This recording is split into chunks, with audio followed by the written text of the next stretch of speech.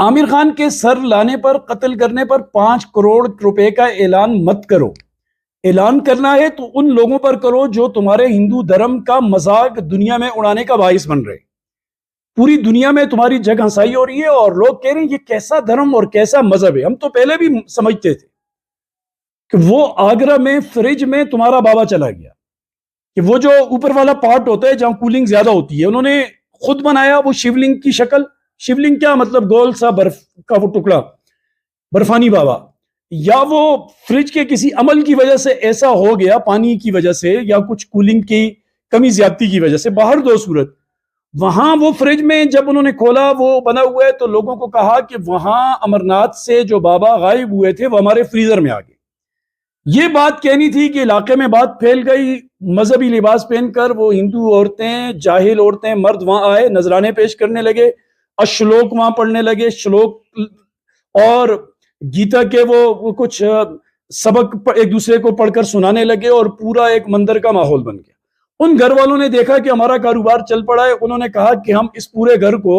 مندر بنانا چاہتے ہیں کہ یہاں امرناتھ بابا نے یہاں پر نظر ڈالی ہے۔ امرناتھ آپ جانتے ہیں کشمیر میں 12,000 فٹ بلندی پر ایک غار ہے،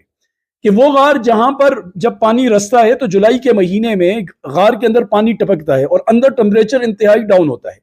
جس کی وجہ سے وہاں برف کا ایک پلر بن جاتا ہے، اور یہ جوان کے بچے ہر سال 4 لاکھ کے قریب ہندو یاترا کرنے کے لیے وہاں جاتے ہیں، اس غار میں جاتے ہیں، اور جا کر اس کو ایک اپنا بھگوان سمجھتے ہیں، اور اس کو سمجھتے ہیں کہ یہ کوئی برفانی بابا کہتا ہے، کوئی برفانی شیولنگ کہتا ہے، کوئی برفانی بھگوان کہتا ہے، اور کہتے ہیں کہ یہ اس لیے بنتا ہے کہ یہاں پر ہمارے بھگوان شیو نے اپنی بیوی کو امر رہنے کا راز بتایا تھا، پاروتی کو، تو اس لیے اس کو امرناتھ کہا، اور اس جو پلر ہے، برف کا ایک ٹکڑا ہے، اس کی عبادت کرنے لوگ جاتے ہیں۔ لیکن اس دفعہ جب یہ لوگ گئے وہاں 5 دن کے بعد وہ گل چکی تھی، وہ اس لیے کہ برف کم ہوئی، اس دفعہ ٹمپریچر زیادہ ہے، وہاں عمارتیں بن چکی ہیں، وہاں بجلی ہے، وہاں سولر سسٹم ہے، بہت سارے لوگ وہاں جمع ہوتے ہیں، وہ منہوں سے نکلنے والی بھاپ، لوگوں کی گرمائش، اور یہ ساری چیزیں کی وجہ سے وہ جلد گل کر پگھل گیا۔ اب انہوں نے دیکھا اور اپنے فریج کے اندر بابے کو لا کر کھڑا کر دیا اور کہا کہ یہ بابا ادھر آ گئے۔ اب ان جاہل ہندوؤں کا رخ اس طرف ہو گیا اور سب ادھر جا رہے۔ ہمارا اسلام، شکر کرو مسلمانوں، لاکھ لاکھ شکر کرو کہ اللہ پاک نے ان خرافات سے بچا کے رکھا ہے۔ ہم ایک بہترین عقیدے میں زندگی گزار رہے، ایک بہترین مذہب اللہ نے ہمیں دیا ہے، ایک پاکیزہ چیز اللہ پاک نے ہمیں دی ہے۔ اللہ نے ہمیں گائے کے سامنے لیٹنے کا نہیں کہا، اللہ نے ہمیں کسی مخلوق کے سامنے لیٹنے کا نہیں کہا، کسی مخلوق کی عبادت کرنے کا نہیں کہا، صرف اپنی لا الہ الا اللہ، اللہ کے علاوہ کوئی معبود ہے ہی نہیں۔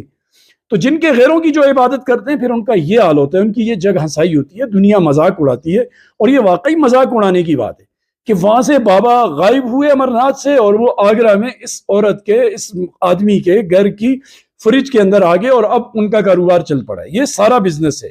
یہ کاروبار ہے، اور الگ الگ ناموں سے لوگ اس کا بزنس کرتے ہیں، لوگوں کو لوٹتے ہیں، سادہ لوگوں کو، وہ جو دن کو تھوڑے بہت کما کر لاتے ہیں وہ ان یعنی دکانداروں کو، ان بزنس مینوں کے حوالے کرتے ہیں۔ سب سے زیادہ جو دھندا ہوتا ہے دنیا میں، وہ بزنس جو ہوتا ہے وہ مذہب کے نام پہ ہوتا ہے، اور زیادہ ہندوؤں میں۔ ہندوؤں کو بس ایک پتھر رکھ دو، اس کے اوپر وہ